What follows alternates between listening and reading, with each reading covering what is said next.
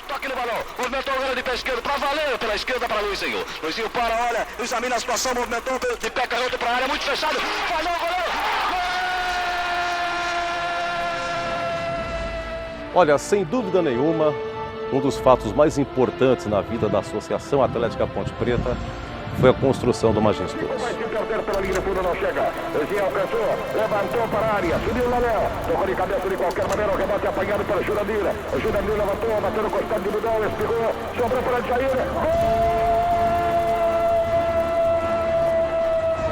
Uma coisa que isso daí que o Moisés Zucarelli fez, que serve para toda a geração de Ponte Pretano entender o que é Ponte Preta, parar com esse negócio de vaidade, esse tipo de coisa. Para Elias, tocou para Luiz Ricardo e bateu na cara do gol, bateu para trás para Elias, entrou, tocou, é gol!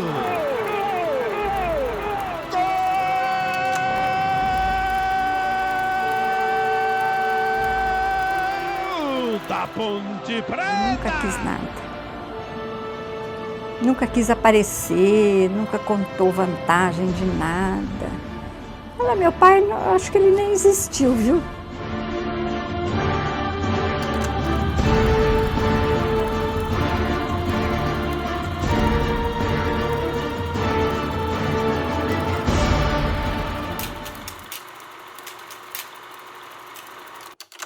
Vou te contar a história todinha. O meu caso na ponte é o seguinte, é uma história muito comprida. Ele nasceu em Limeira, meu pai veio para Campinas com 2 anos, 2 meses e 11 dias. Sei certinho. Ele estudou até o 3º ano primário e a grande vocação dele era ser médico. Mas, por conta das necessidades da família, né? Minha avó ficou viúva cedo, com 7 filhos, então ele teve que lutar e trabalhar e tal, né? Então, o grande sonho inicial dele, vamos dizer, seria ser médico.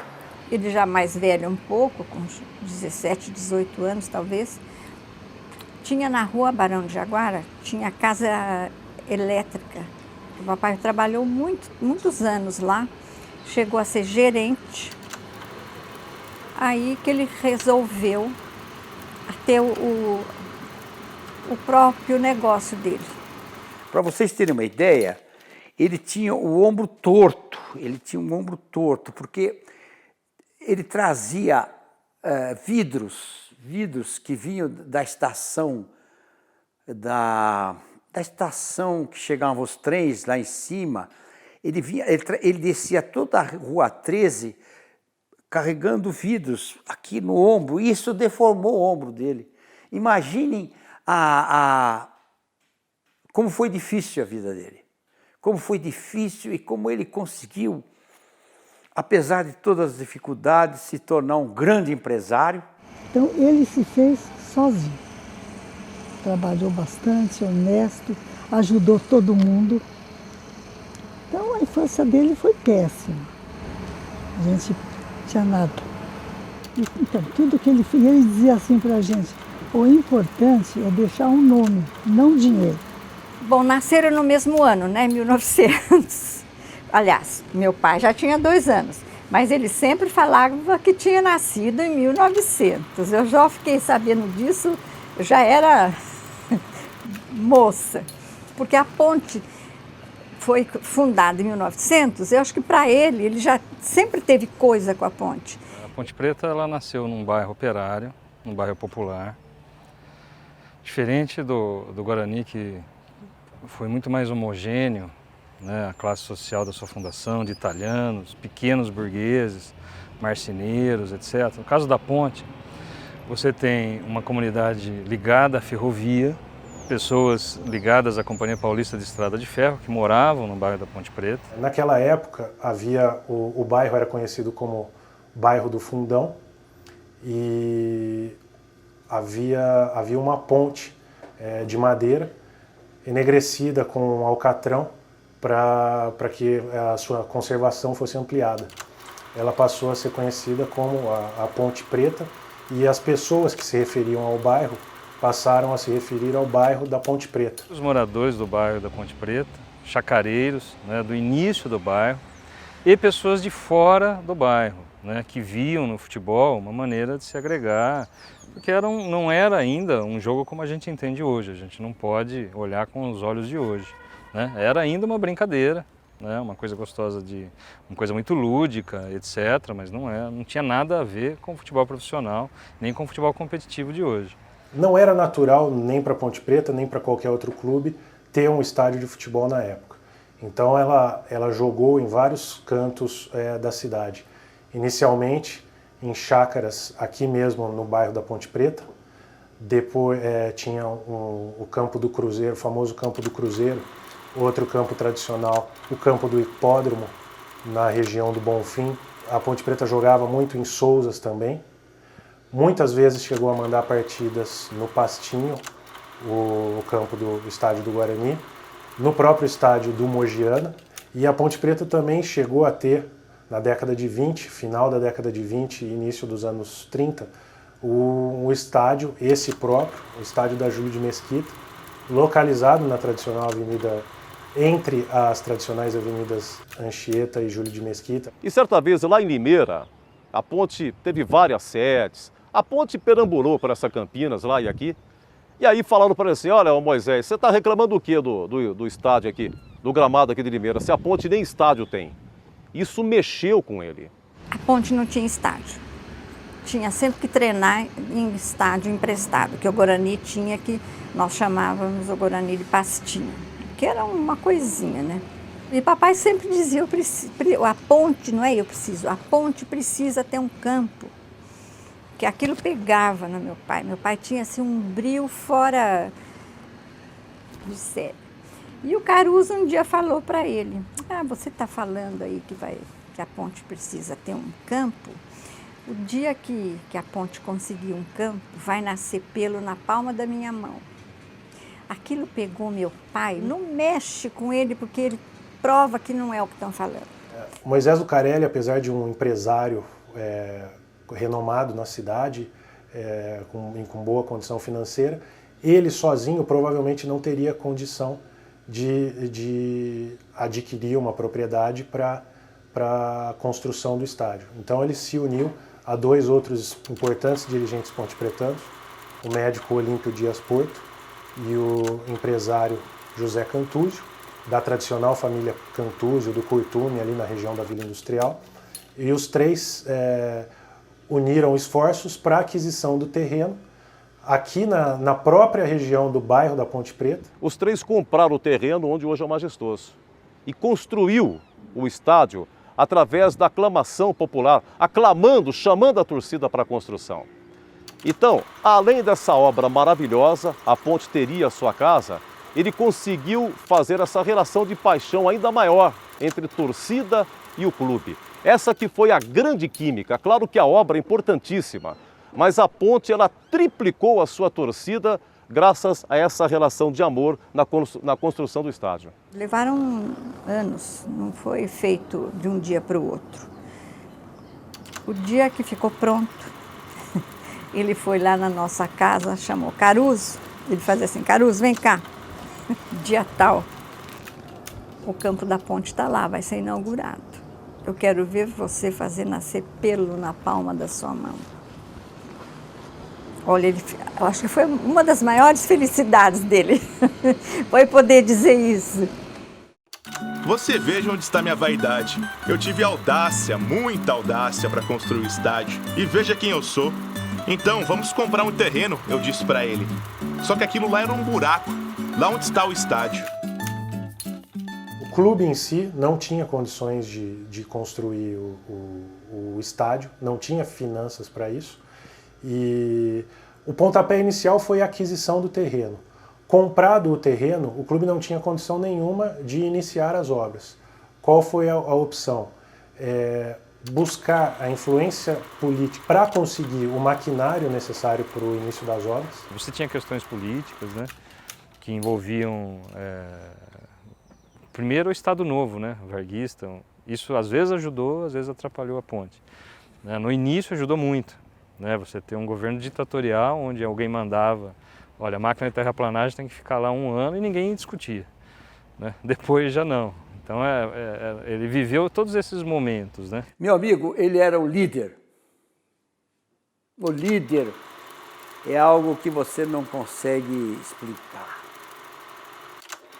É aquele que funciona como um imã, que todos vão à procura dele, ele dá resposta a todos, porque ele sabe mais que todos.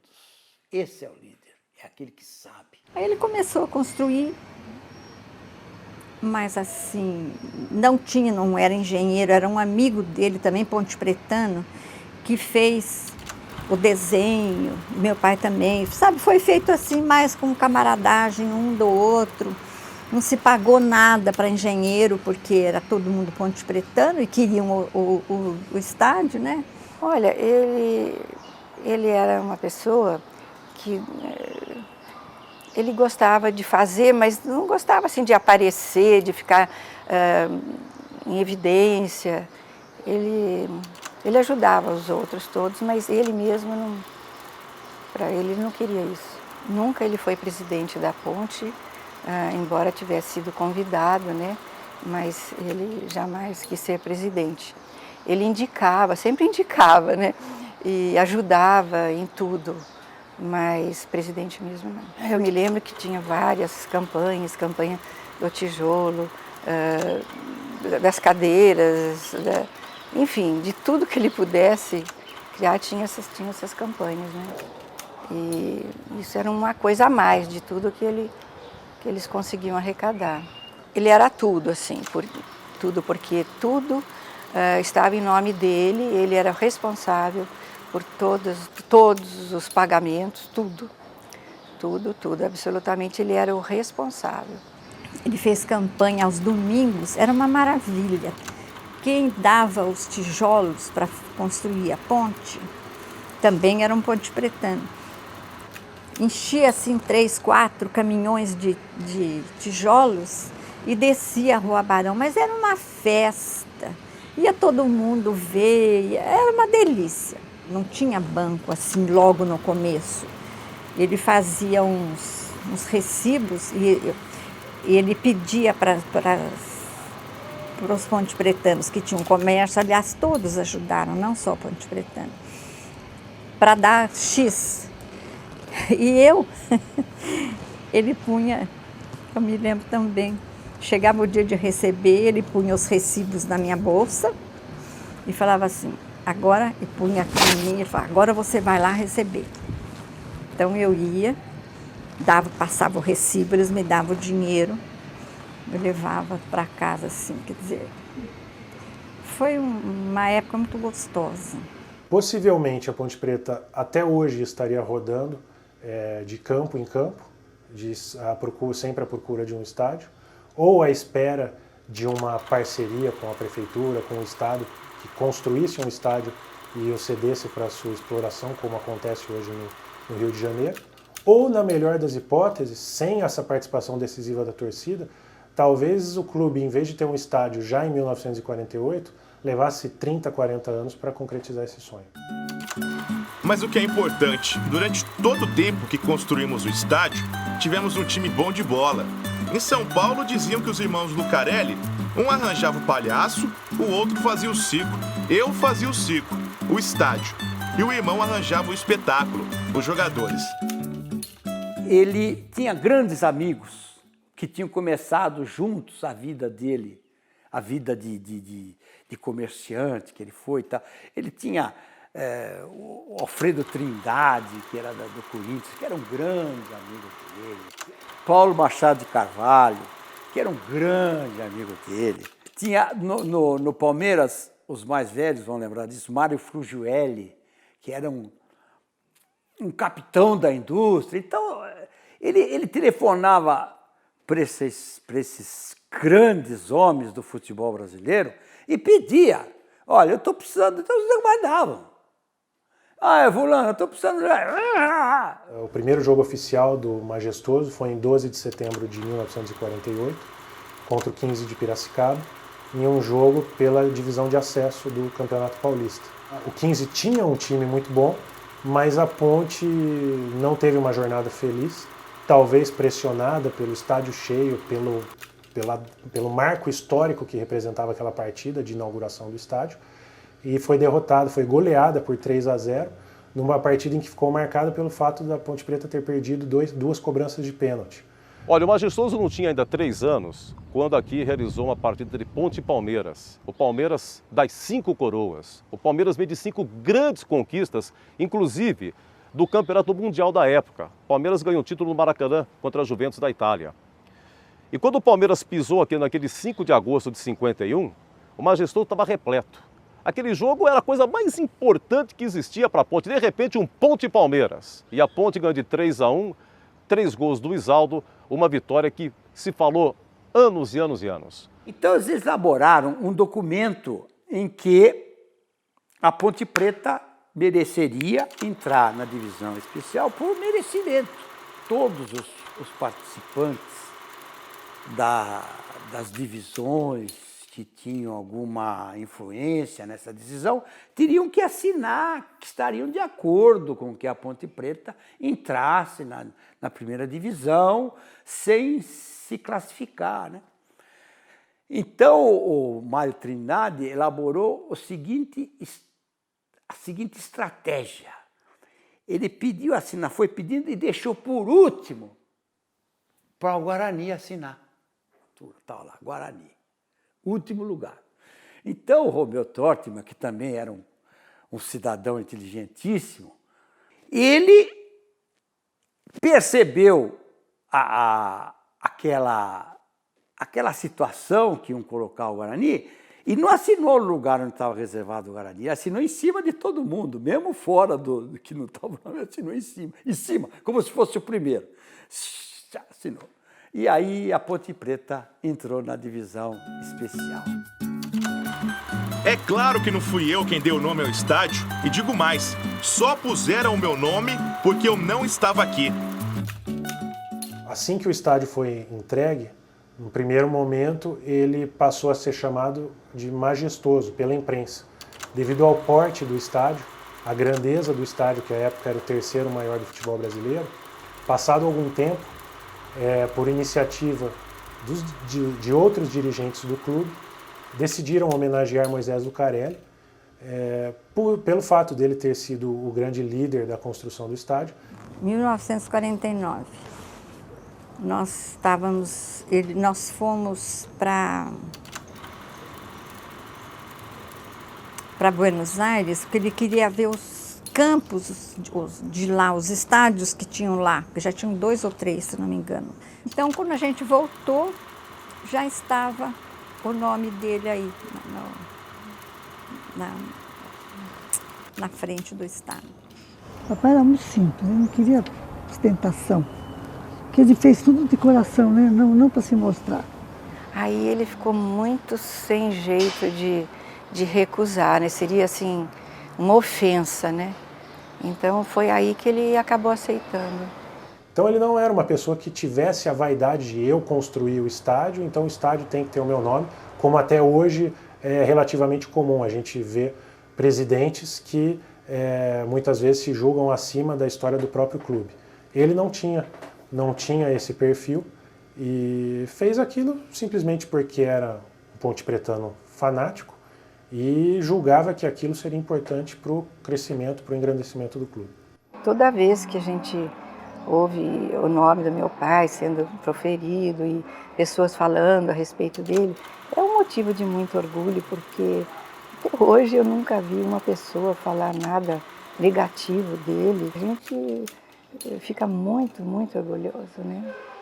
Muito orgulhoso e felizes, né, de termos tido um pai como ele foi.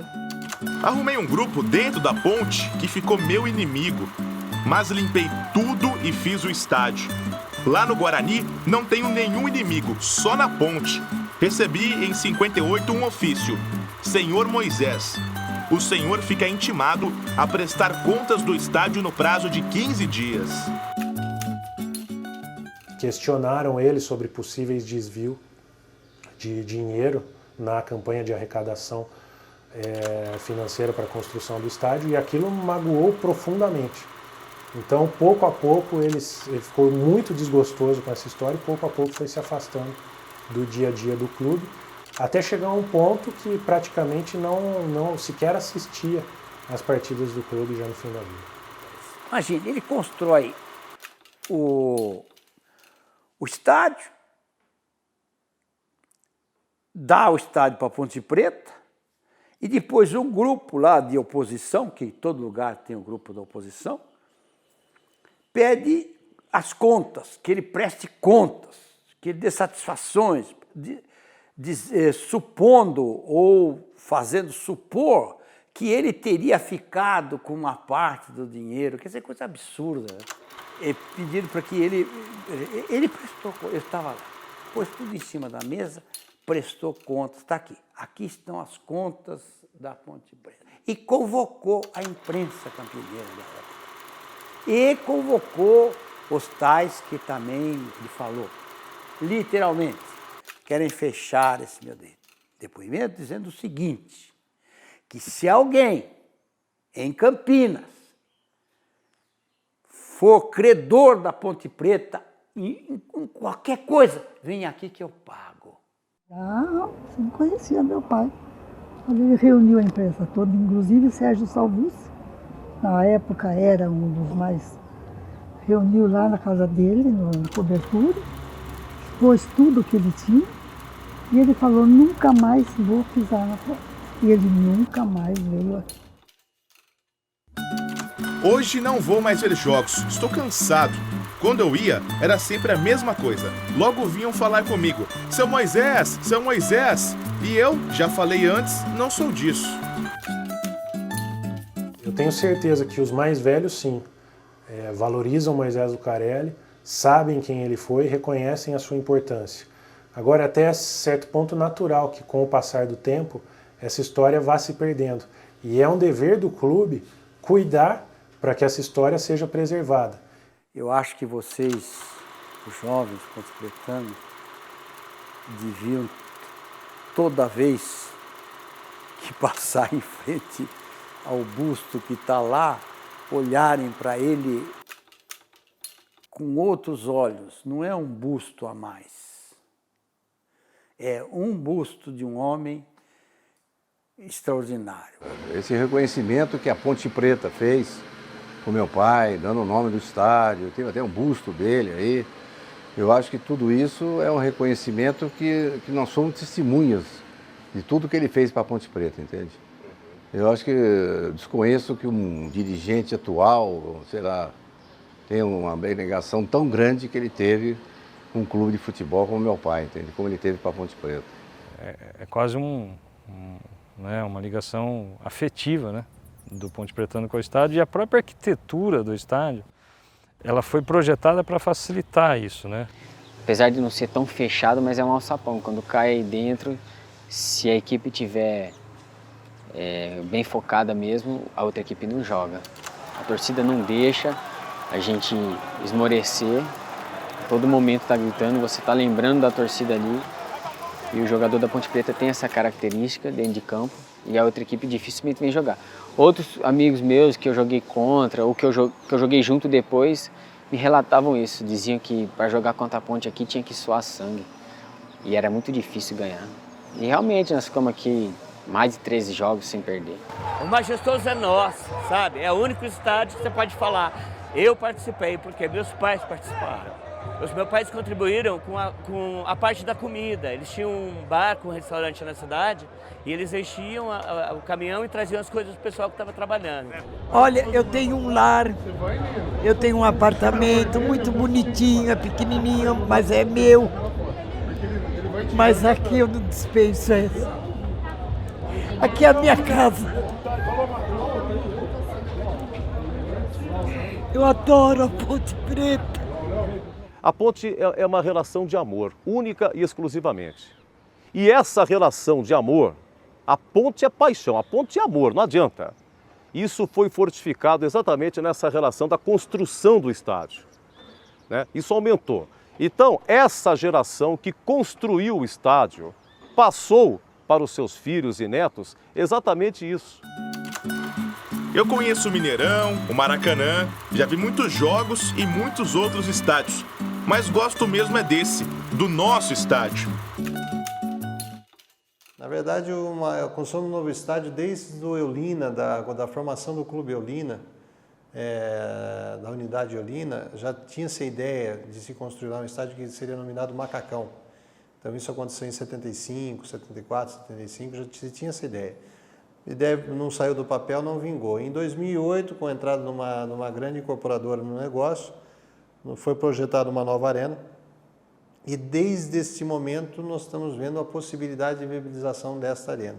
Eu sou completamente contra. Eu acho que o majestoso é o majestoso, isso não vai acabar nunca. Não pode ser mexido, não pode ser mudado. O tombamento, eu sou arquiteto e entendo um pouco dessa história de tombamento. O tombamento era de todo o majestoso, não só da fachada. O majestoso não é feito só de fachada, ele é feito como um todo. Eu acho o majestoso único, eu acho único no mundo inteiro.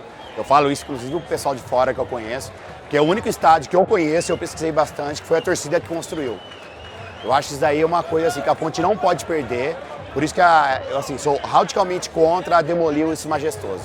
Mas tudo isso não vai apagar a história dele, não vai apagar o que ele fez para a Ponte e o crescimento que ele proporcionou à Ponte.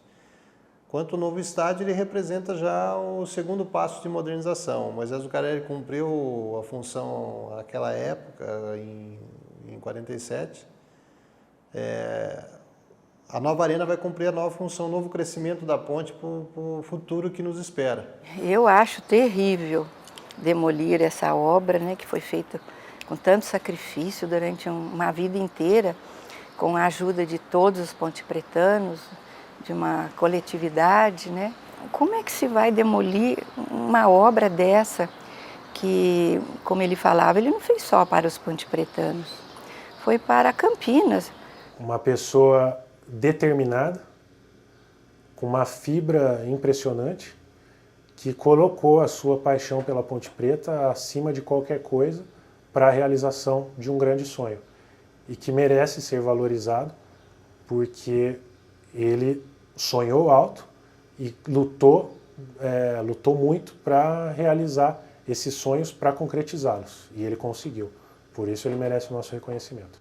Essa paixão que o jogador sente, que eu aprendi desde de menino na Ponte Preta, ela é muito bonita e ela nos motiva.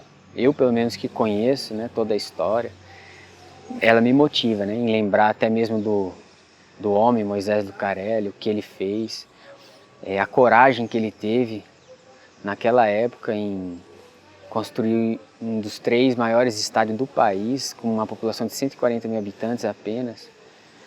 Cara, foi uma coragem, assim, uma dedicação e uma paixão muito grande. O seu Moisés foi um homem fora do comum. E vocês, pontepretanos, tiveram esse grande privilégio de ter na história de vocês um homem como Moisés Zuccarelli. Poucos times de futebol têm esse privilégio. Poucos. Estandarte desfalcado, preto e branco é sua cor. Ponte Preta vai